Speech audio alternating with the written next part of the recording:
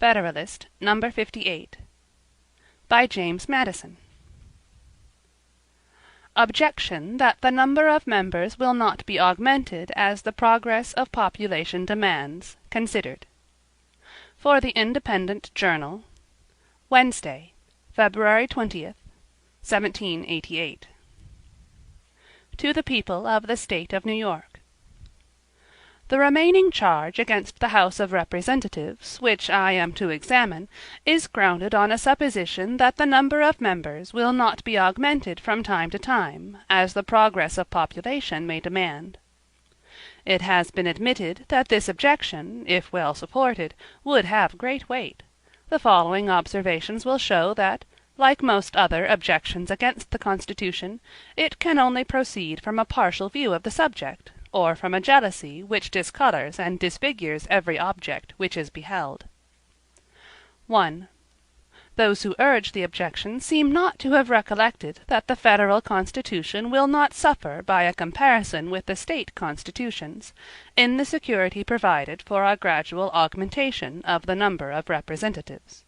The number which is to prevail in the first instance is declared to be temporary. Its duration is limited to the short term of 3 years. Within every successive term of 10 years a census of inhabitants is to be repeated. The unequivocal objects of these regulations are, first, to readjust, from time to time, the apportionment of representatives to the number of inhabitants, under the single exception that each state shall have 1 representative at least. Secondly, to augment the number of representatives at the same periods, under the sole limitation that the whole number shall not exceed 1 for every 30,000 inhabitants. If we review the constitutions of the several states, we shall find that some of them contain no determinate regulations on this subject, that others correspond pretty much on this point with the federal Constitution, and that the most effectual security in any of them is resolvable into a mere directory provision. 2. As far as experience has taken place on this subject, a gradual increase of representatives under the state constitutions has at least kept pace with that of the constituents, and it appears that the former have been as ready to concur in such measures as the latter have been to call for them. 3. There is a peculiarity in the federal Constitution which ensures a watchful attention in a majority both of the people and of their representatives to a constitutional augmentation of the latter. The peculiarity lies in this, that one branch of the legislature is a representation of citizens, the other of the states. In the former, consequently, the larger states will have most weight. In the latter, the advantage will be in favor of the smaller states. From this circumstance it may with certainty be inferred that the larger states will be strenuous advocates for increasing the number and weight of that part of the legislature in which their influence predominates. And it so happens that 4 only of the largest will have a majority of the whole votes in the House of Representatives. Should the representatives or people, therefore, of the smaller states oppose at any time a reasonable addition of members, a coalition of a very few states will be sufficient to overrule the opposition, a coalition which, notwithstanding the rivalship and local prejudices which might prevent it on ordinary occasions, would not fail to take place, when not merely prompted by common interest, but justified by equity and the principles of the Constitution. It may be alleged, perhaps, that the Senate would be prompted by like motives to an adverse coalition, and as their concurrence would be indispensable, the just and constitutional views of the other branch might be defeated. This is the difficulty which has probably created the most serious apprehensions in the jealous friends of a numerous representation. Fortunately, it is among the difficulties which, existing only in appearance, vanish on a close and accurate inspection. The following reflections will, if I mistake not, be admitted to be conclusive and satisfactory on this point. Notwithstanding the equal authority which will subsist between the 2 houses on all legislative subjects, except the originating of money bills, it cannot be doubted that the House, composed of the greater number of members, when supported by the more powerful states, and speaking the known and determined sense of a majority of the people, will have no small advantage in a question depending on the comparative firmness of the two houses.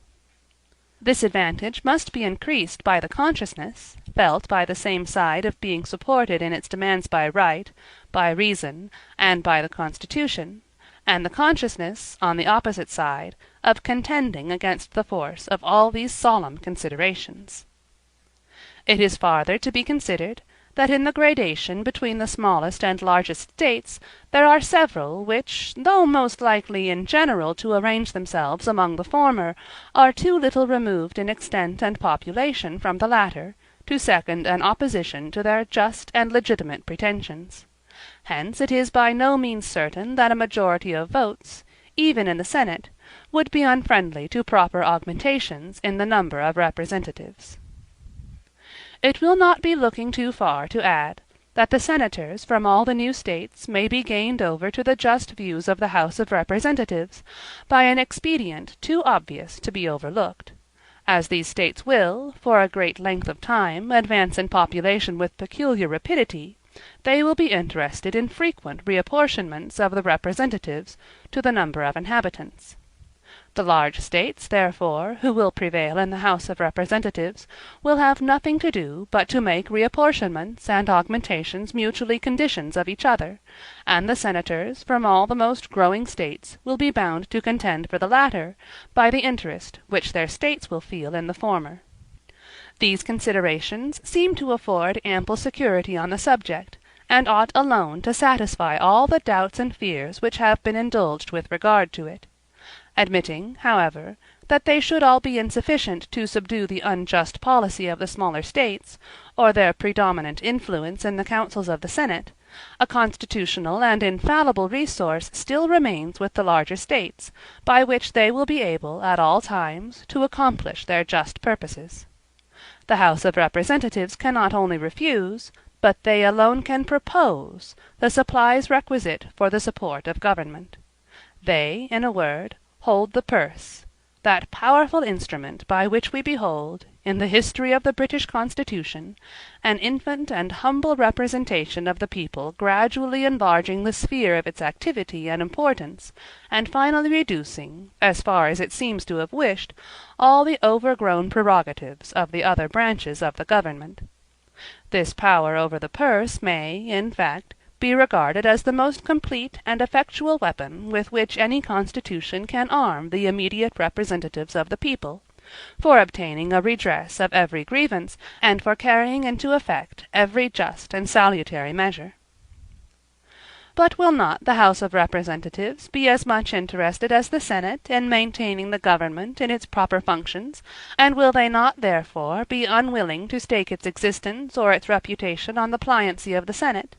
Or, if such a trial of firmness between the two branches were hazarded, would not the one be as likely first to yield as the other? These questions will create no difficulty with those who reflect that in all cases, the smaller the number, and the more permanent and conspicuous the station, of men in power, the stronger must be the interest which they will individually feel in whatever concerns the government. Those who represent the dignity of their country in the eyes of other nations will be particularly sensible to every prospect of public danger, or of dishonorable stagnation in public affairs. To those causes we are to ascribe the continual triumph of the British House of Commons over the other branches of the government, whenever the engine of a money bill has been employed. An absolute inflexibility on the side of the latter, although it could not have failed to involve every department of the state in the general confusion, has neither been apprehended nor experienced. The utmost degree of firmness that can be displayed by the Federal Senate or President will not be more than equal to a resistance in which they will be supported by constitutional and patriotic principles.